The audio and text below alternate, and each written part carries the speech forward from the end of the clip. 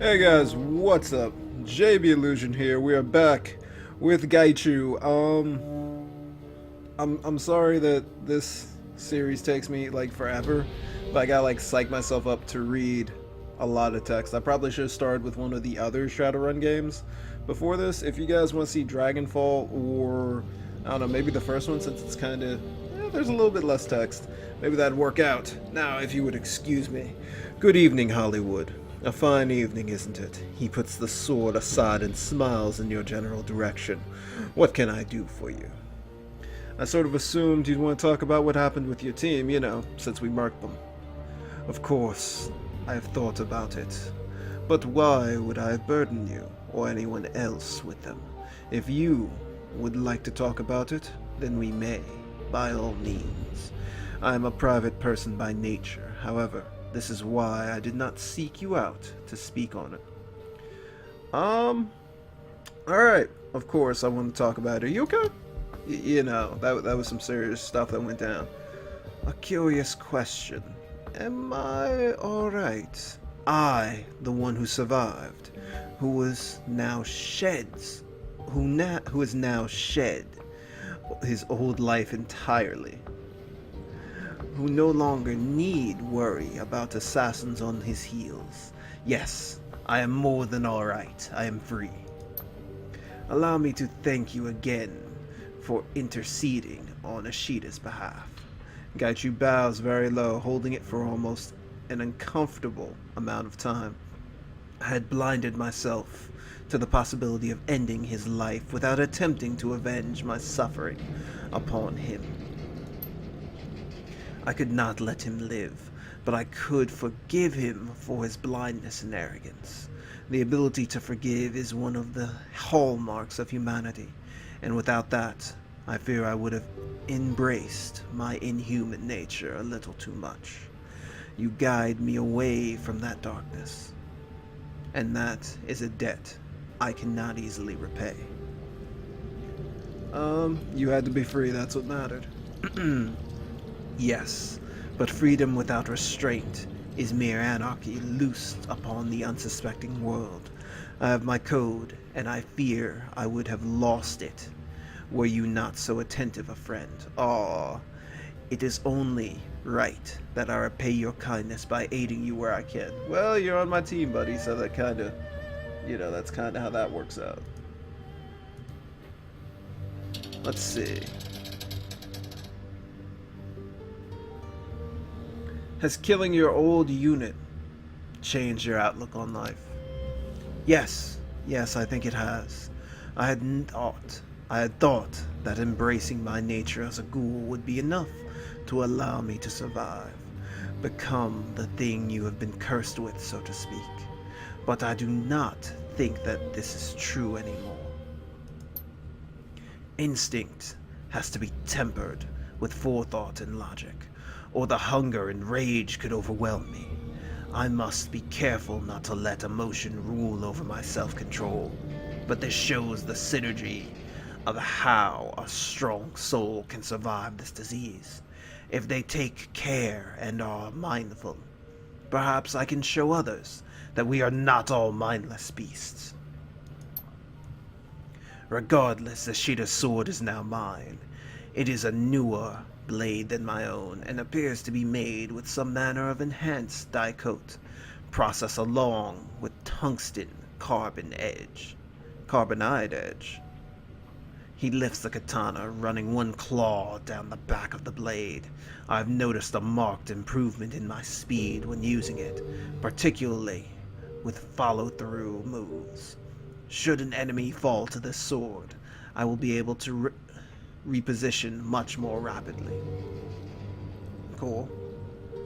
What'd you think about the last mission? That is why, cocking his head, Gaichu laughs. This is what we are talking about, is it not? Do you regret killing your old unit? Gaichu cocks his head as he ponders this. After a long moment, he shakes his head. No, I do not believe so. We were locked in a dance that could only end with my death or theirs. We chose that path consciously or not, and I am unwilling to die so that they could live. I value my life, ever changed as it is. The insistence on the following the strictures of their duty ensures this end, just as surely as my refusal to die did. I regret only that circumstance and training led us to this point. They are still family to me, even at the end. But if your family turned on you and tried to kill you, you would still defend yourself. What will you do now, Gaichu? Gaichu recoils, expression one of ranked incredulity. Surely you are joking with me. I will stay here and aid you in your endeavors. I have no other life to turn to, nor anyone else to call friend. As you have aided me, so too will I aid you. I love Gaichu. This life in the shadows is the most free and open I have ever felt. I have no desire to go or do anything else. Perhaps later I will, but not anytime soon. Have a good night, Gaichu. And the same to you, my friend. Woo! Okay, so Gaichu's all up. He's now our friend. Gaichu! Friendship achieved. Woo! Alright. Now, we need to talk to another member of our squad. I'm sorry about my voice. Everybody's been sick lately. We had literally I was wearing like shorts on Christmas going outside. Yeah, it was ridiculous. Give me a second to mentally prepare my voice. Do not drink cold water when your voice is feeling. You gotta have lukewarm or room temperature water. I learned that a while ago from somebody I know who does like sports casting. So that was interesting. Now, we need to talk to another very interesting member of our team, Miss Gobbet. I love Gobbet so much. Gobbet's nest is pretty much what you'd expect. Piles of clothes on the ground and overflowing garbage bins surrounded by stacks of instant noodle packets. And towers of tinned oysters. Avant-garde posters haphazardly thumbtacked to the walls, overlapping in some places and peeling in others. It feels a lot like an art school dorm room. How does Hollywood know what an art school dorm room looks like? I don't know, but maybe, he had to sacrifice for his art, or someone had to sacrifice for their art being stolen. Anyhow, Gobbet reclines in a corner, cradling a bowl of soup in her hands. At her feet, cast iron pot simmers away on an electric hot plate. That's dangerous. The contents are typical Hong Kong comfort food: chicken-style soya broth, elbow macaroni, tinned ham, and a heaping scoop of egg-flavored mycoprotein. As you wind your way through the piles of dirty laundry, Gobbet slowly lifts her head from her bowl to acknowledge you. Hey, Seattle. Hey, Hey, Seattle. Hey, Seattle. Oh, I can't do a woman's voice. I'm sorry. She chews on the words long with her mouthful of cheap pasta. A corner of her mouth curls up into a half smile. House tricks. It'd be a lot better if you'd stop calling me Seattle. Can't you come up with something better than that? Course I can. I can come up with all sorts of things. Can't promise that you'll like them, though. Tell you what, why don't you just tell me what you want me to call you? It'd probably be easier that way for both of us.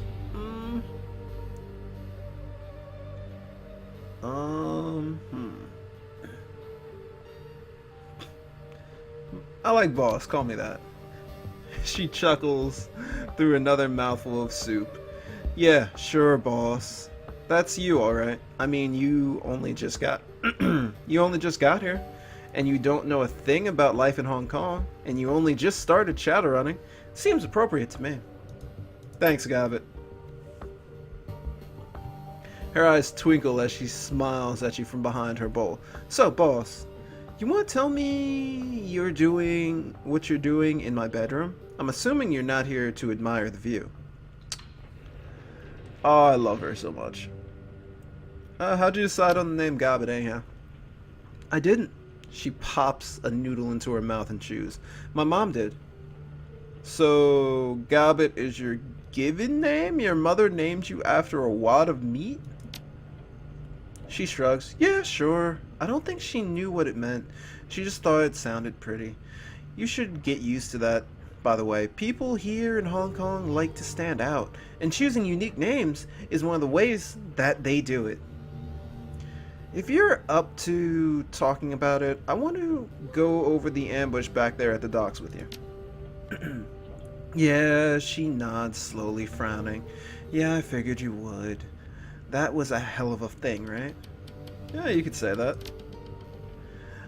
It was fucking awful. Nightjar and Gutshot were two of the strongest men I've ever known. Quality Shadowrunners, both of them. I've watched those two fight through situations that kill anyone and come out on top. And how do they go out? She mimes holding a rifle, makes a show of preening down the scope. Bang! Bang! Dead! Dead! No blaze of glory, no final speech, just extinguished. Smashed like bugs. They went quick and clean. If we should all be that lucky. We would have gone the same way if you hadn't gotten us out of there. True. She absent-mindedly raises her bowl to her shoulder. A rat crawls over the slope of her back and lowers its head to lap at the broth. That's unsanitary as all hell. It was more rat than me. She's the one who grabbed me by the gut and led us to that sewer entrance. All that I did was follow. Let me learn a little bit more about Rat. What type of totem is she? She slurps thoughtfully at her soup. A clever one. She's gotten me out of more trouble than I care to mention. Gotten me into a fair amount of it too. But I can always count on her to lead me out of hot water when I need her to. I can see it in my belly, you know? Sort of a tugging sensation. I've long since learned to follow it. I wasn't aware that totems took such direct control of their shamans. Usually they don't. Me and Rat, we have a special bond. She takes care of me and I've always done my best to take care of her. Another pair of beady eyes blinks up at you from Gobbet's hip. A second Rat scurries up her shoulder to join the first, and to pamper her earthly children, like these two, meet Madness and Folly. Interesting choice of names. I like the way they sound, Madness and Folly. It has a nice ring to it, doesn't it? She brushes her fingers across the white rat's mottled coat. My girls remind me not to take life too seriously. I wouldn't trust Folly, though. She bites. Good to know. Do you always let your rats drink out of your bowl? She shrugs. Sure, why not? We're all a part of the same nest. Makes much sense as anything else, I guess. Of course it does. Besides which, I get shot at for a living. I've got bigger things to worry about than a few stray hairs in my noodles. Okay. I'll admit that's actually a good point.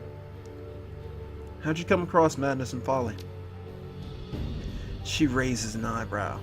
I looked outside. I mean, they're rats. Hong Kong isn't experiencing a rodent shortage or anything.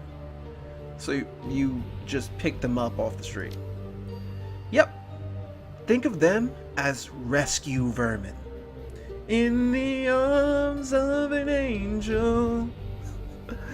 You could probably do the same if you want to. It's easy. Just walk into an alleyway in Kowloon after sundown and stick your hand in the first dumpster or storm drain that you come across. Keep fishing around until you touch fur. That sounds like a really bad idea. Yeah, in retrospect it might have been. She continues to brush Folly's coat. The creature chirps happily at her touch. Odds are about 50-50 that you get your hand chewed off. I'd probably feel bad about that. You seem pretty comfortable with all this. Been riding the shadows for a while? She dips her chin. A long time. Started when I was just a kid. You're still a kid now, Gabbett. Were you 19? She rolls her shoulders and shrugs. Something like that. Your guess is as good as mine. Doesn't change the fact that I've been doing this for years. And you started yesterday. Matter of fact, boss, I think that I'm gonna make a project of you. Take you under my wing, so to speak.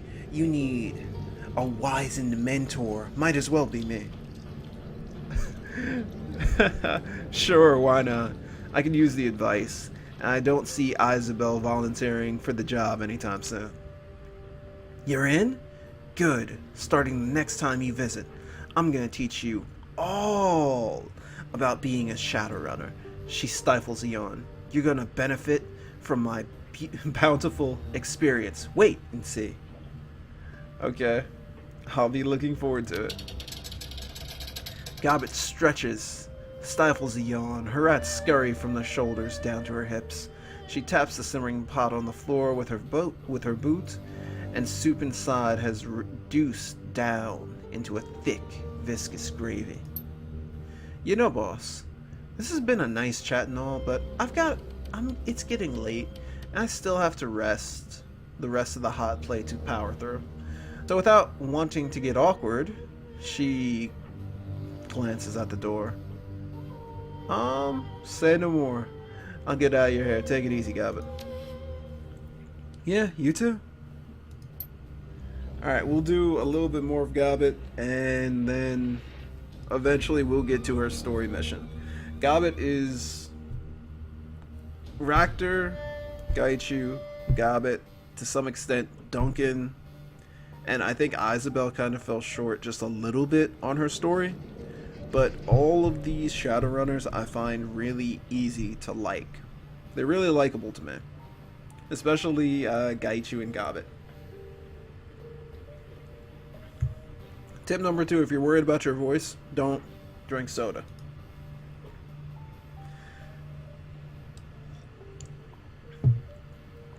Gabbett looks up from a dented tin of oysters, at the sound of your approach. Her rat's madness and folly scurry from her hips up to her shoulders. 2 sets of beady red eyes fix themselves upon you. Hey, boss, oyster? She spears a gray lump of seafood with a fingernail extends it to you. It smells like low tide at a municipal pier. Do we eat the oyster? Refuse? You know what? We'll eat the oyster. Sure, why not? That's what Rat would do, right? We're not even a shaman. You pop the rubbery wad of flesh into your mouth and chew. An explosion of lukewarm brine is your reward. Oh. Good, right? Half repressed memories of dumpster diving in the Baron's dance. A merry jig in your brain as the mangled oysters slides down your throat.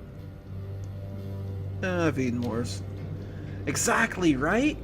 It may not be fine dining, but it's seafood, and it isn't made of soy. That makes it good in my book. She tilts back the tin, drains the remaining juice, and then flicks it into the overflowing bin at her side. So what can I do for you?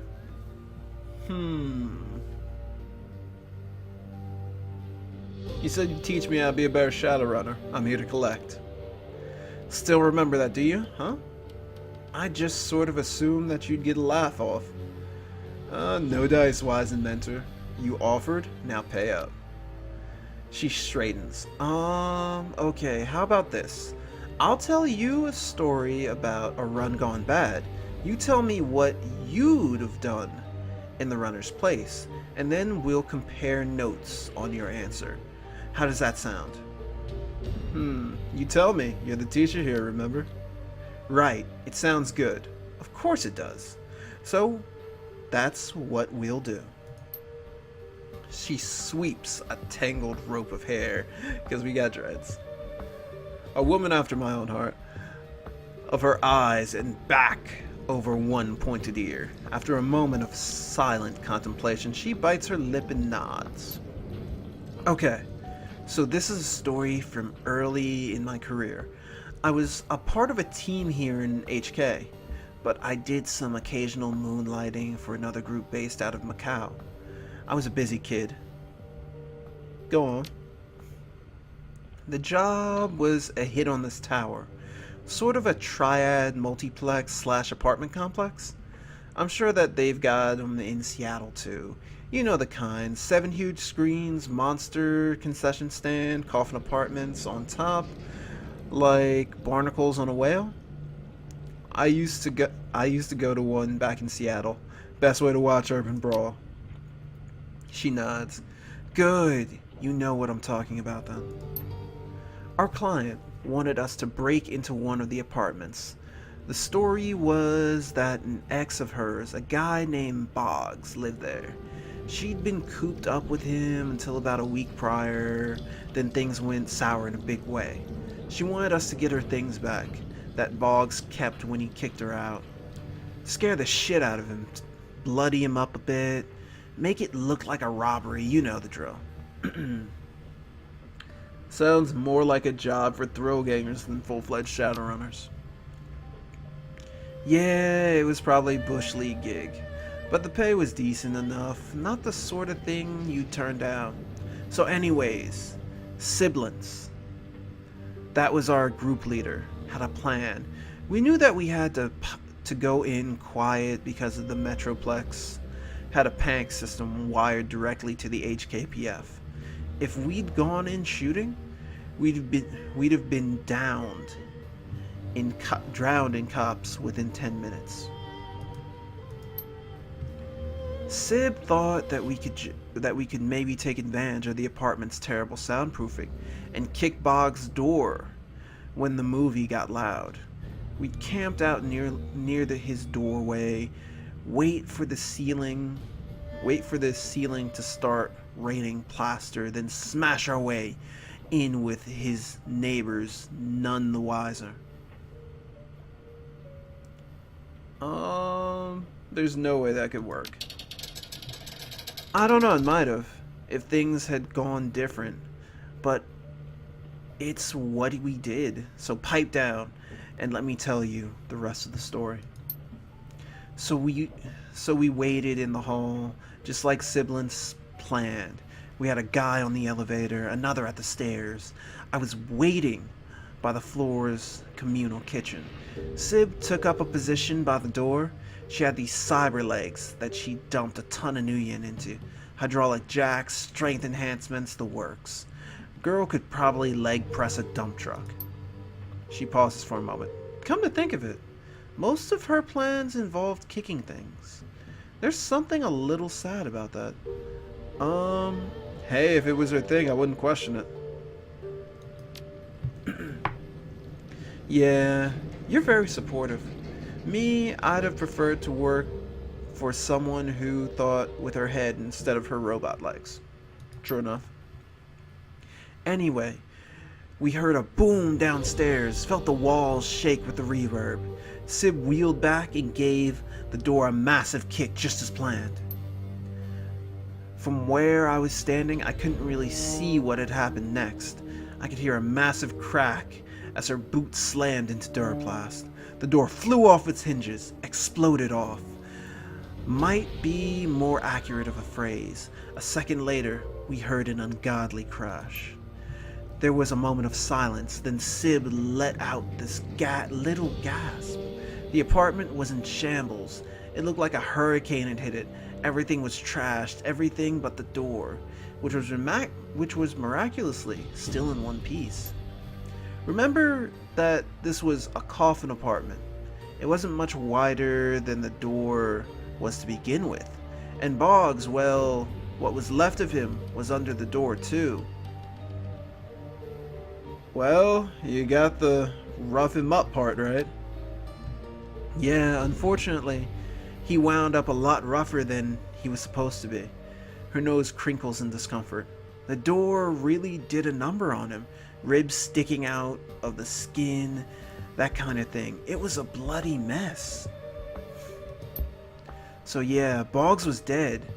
The stuff that we'd been sent to the apartment to recover had been smashed to bits, and then the building's alarm went off. So that's the situation. Our payday is smashed. My temporary teammates are all standing around with stupid looks on their faces. The cops are coming.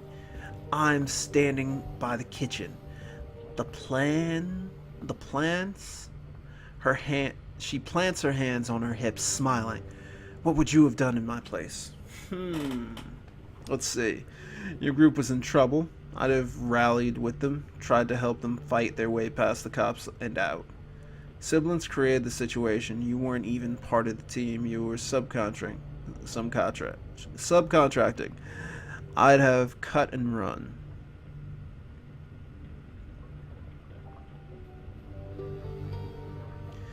I'd have tried to improvise. Was there anything in the kitchen you could use to resolve the situation? Good thinking! As it happens, there was, and I knew just what to do with it. The thought popped into my head, and I just went with it. That's a lesson to remember, boss. The first answer that you come up with, almost always the best one you're gonna have. So just roll with it. Don't second guess yourself. Don't hesitate. Just act. You'll live longer that way. Got it. Now, when you think crowded theater, I think place where you can't shout fire. Because it's because of panic. It'll cause a panic. And then I thought, cops don't charge into burning buildings. They help people get out of them. So as it happened, I had the means to create a real genuine fire sitting right across from me. A pair of industrial ovens. Alright. Thank you guys for watching. I'm going to cut it off on that. How does Gabbit get out of this situation? Tune in next time to find out. Thanks for watching, people. Peace.